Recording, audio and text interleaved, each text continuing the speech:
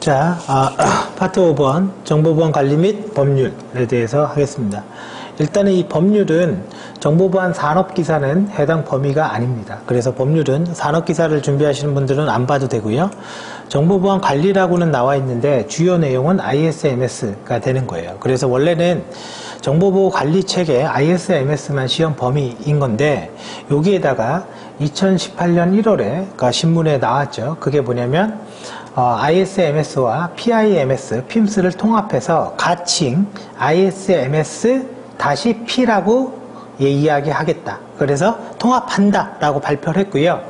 ISMS의 통제 항목과 PIMS의 통제 항목을 합쳐서 총 100개의 통제 항목을 만들겠다. 이제 그게 지금 변화되고 있는 부분입니다. 2018년도부터. 그래서 시험 전에 ISMS-P가 어떻게 움직이는지는 좀 체크를 해 보셔야 될 것 같습니다. 하지만 정보보안기사 필기에서는 큰 영향을 주지는 않을 것 같아요. 오히려 실기에서 영향을 줄 여지가 크고, 여기에서 중요한 거 2개만 딱 얘기하라면 딱 2개밖에 없습니다. 위험분석 기법, 그 다음에 2번째 법률에서 개인정보 기술적 관리적 보호조치 혹은 개인정보 안정성 확보 조치. 기술적 관리적 보호조치와 개인정보 안정성 확보 조치는 관련 법률이 다르지만 실제 세부 내용은 거의 비슷합니다. 특히 기술적 관리적 보호조치는 정보통신 서비스 제공자에 대한 법률인 거고, 정보통신망법이라고 얘기하는 개인정보 안정성 확보 조치는 개인정보보호법을 근간으로 한 거기 때문에 우리나라 개인정보보호법은 일반인과 사업자를 모두 다 통제하는 법률이기 때문에 누구에게나 다 해당되는 법률이다. 그리고 또 하나, 정보통신망법과 개인정보보호법이 있으면 정보통신망법은 특별법이고 개인정보보호법은 일반법이기 때문에 2개의 법률이 매칭되는 게 있다면, 충돌나는 게 있다면 특별법이 우선한다. 그거는 기출문제입니다. 자, 그렇게 기억을 해 두시고요. 자, 쭉 내용을 보면요. 정보보호 관리 체계죠. 그래서 2016년 6월에 고지한 건데, 그게 뭐냐면 의무 인증 대상이 바뀌었죠. 그죠? 옛날에는 매출액과 IDC 사업자, ISP 사업자 이렇게 됐는데, 이제는 1,500억 이상인, 그죠? 사업자인 경우에, 그죠? 1,500억 이상인 상급 종합병원과 1,500억 이상이면서 1만 명 이상, 그죠? 1만 명 이상인 학교, 그죠? 학교입니다. 그죠? 고등학교가 아니라 학교가 해당이 된다. 이게 의무인증 대상의 변경을 이야기하는 거지. 이게 관련 법률인 거고요. 쭉 넘어가서, 이거는 이제 인증에 대한 개요인데, ISMS 인증에 대한 거고, 인증은 최초 심사, 4호 심사, 갱신 심사에서 3년을 가지고 있습니다. 자, 이거는 뭐 그냥 여러분들이 보셔도 되고, 그리고 우리가 얘기하는 ISO 27000은 27001을 이야기하는 거고, 그게 ISMS다. 그것도 기억을 해두세요. 자, 그러면 실제 여기에서 이제 중요한 거는 뭐냐? 바로 이거죠. 여기 PDCA 사이클이라고 그랬는데 ISMS는 관리적 요구사항과 보호대책 요구사항 둘로 나눠집니다. 그래서 관리적 요구사항은 정책 및 범위, 경영진의 책임 및 조직 구성 암기하셔야 돼요. 위험관리, 정보보호 대책, 사후관리 이렇게 이걸 반복적으로 일어난다라고 해서 PDCA 사이클이라고 이야기를 하는 거고, 여기에서 위험관리라는 말이 있는데, 자, 이 위험분석기법 이 나오게 됩니다. 자연스럽게. 위험 분석 기법. 첫 번째 1번이 기준선법. 그죠? 베이스라인. 2번이 전문가 감정. 혹은 델파이. 3번이 수학에 의한 방법. 4번이 확률 분포. 5번이 시나리오법. 6번이 연간 손실액. 네, 계산. 제4회 정보보안기사 실기 문제예요. 연간 손실액이. 자, 이런 것들이 있는데 이거를 분류할 때 정성적, 정량적으로 나눠질 수도 있습니다. 정성적이라는 거는 수치하기 어려워서 우선순위를 하는 거고, 정량이라는 거는 위험을 수치하는 작업인 거고요. 그 다음에 과거자료. 과거자료에 의한 위험 분석. 기준선법은 기본적으로 체크리스트가 있는 경우에 해당 체크리스트를 가지고 위험을 분석하는 거예요. 그냥 체크리스트가 전제가 깔려 있어야 돼요.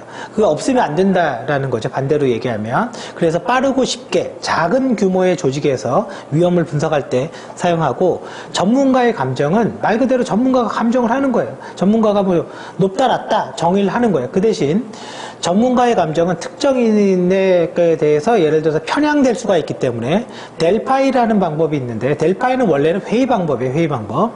이 델파이라는 기법이 있는데 중재자를 통해서 반복적으로 익명성을 보장한 회의 기법, 그것도 전문가 감정 중에 하나입니다. 그래서 델파이 기법, 중재자한테 의견을 종이에다가 써서 가린 다음에 준다, 그런 얘기죠. 수학에 의한 방법, 미지의 세계를, 항상 단어가 앞에 미지의 세계를 뭐 이런 말이 나옵니다. 그래서 수학적으로 한다. 확률과 분포에 따라서. 그러니까 3번과 4번은 구분하기가 되게 쉽습니다. 그리고 여기에 무슨 수학적인 내용을 우리가 학습할 필요도 없고요. 시나리오법은 알려지지 않는 위협을, 그래서 시나리오법에서는 위협이라는 말이 반드시 나오고요.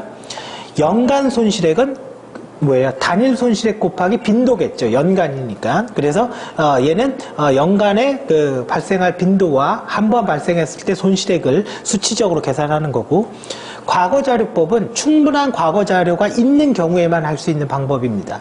자, 여기에서 정량적 위험 분석은 과거자료 정량적입니다. 과거자료, 정성 아니에요. 그리고 확률과 분포, 얘는 정량적 위험 분석이고, 나머지는 정성적 위험 분석입니다. 혼합에 의한 방법은 이걸 섞어 쓰는 거예요. 정성적과 정량적을 섞어서 위험 분석을 한다. 그래서 요게 사실은 제일 중요한 내용이죠. 교재에서는. 그래서 요 내용들 다 교재에 있으니까 확인해 보시면 될 것 같고요.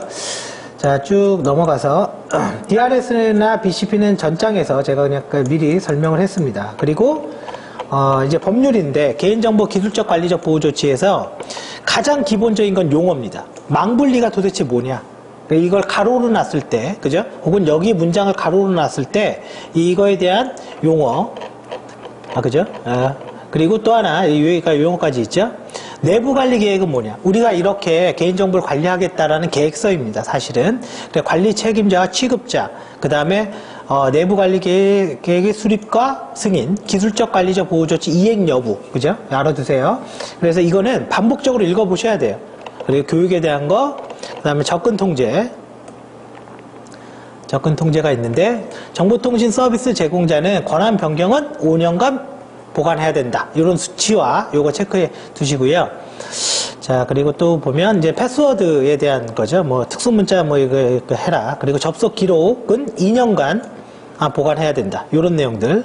개인정보 암호화 대칭키 128비트, 8비트, 공개키 2048, 그죠? 2048비트를 사용해야 되고, 해시 함수 SHA 256 이상, 그죠? 예, 그거 이제 조건이죠. 전제죠.